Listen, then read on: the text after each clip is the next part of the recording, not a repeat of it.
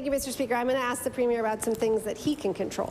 Mr. Speaker, my question for the Premier is, the CEO of Nova Scotia Power told reporters this week that he doesn't see a path that will allow the utility to move off coal by 2030.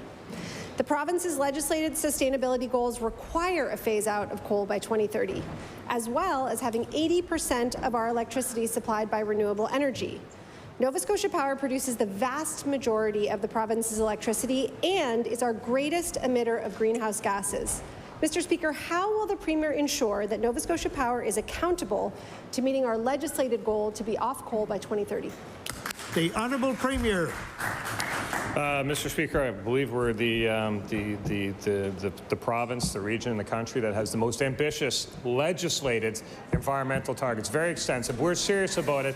We're so serious that we put them into legislation. That's not something that's happened in other jurisdictions. So we are serious. We are on a path to meet them. We know it means greening the grid, and we fully expect that Nova Scotia Power will be not only helping us in that, but will be a willing partner in that process, because that's what matters to Nova Scotians.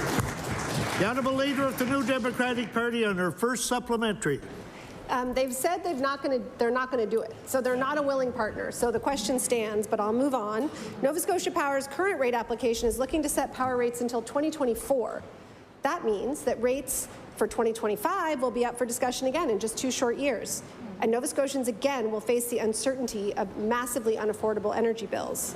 As we've seen over this past year, when Nova Scotia Power increases their rates, families pay the price, while shareholders and executives see no change to their investment returns and salary.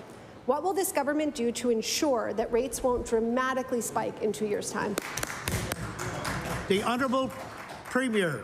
Mr. Speaker, I think we've made very clear as a government that we are very concerned and very focused on the ratepayers of this province. We're concerned about reliable energy. Nova Scotians have a right to expect reliable energy. We're focused on that. There's a lot of work being done on that around standards and holding Nova Scotia Power to standards. That will come. But we're also very focused on affordability, and I think the bill that is before this House says that loud and clear, Mr. Speaker. We will not lose sight of ratepayers of the province. The Honourable Leader of the New Democratic Party on her final supplementary. Thank you. It says it for 2 years, and even the consumer advocate is wary of this kind of intervention.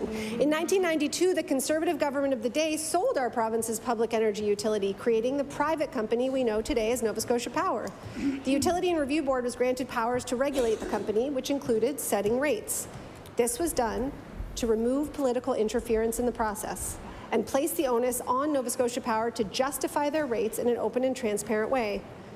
Mr. Speaker, running the healthcare system, housing, education, business development, and now power regulation off the side of the Premier's desk is not going to work for everyday families. My question to the Premier is, when will his government stop its interference into independent, arm's-length organizations and start focusing on helping everyday people?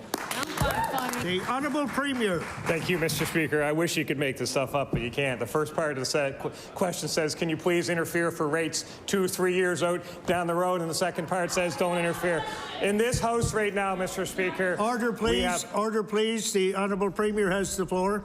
In this House right now, Mr. Speaker, we have an opposition party that on the one hand talks about affordability crisis and on the other hand promotes a carbon tax push down on Nova Scotians.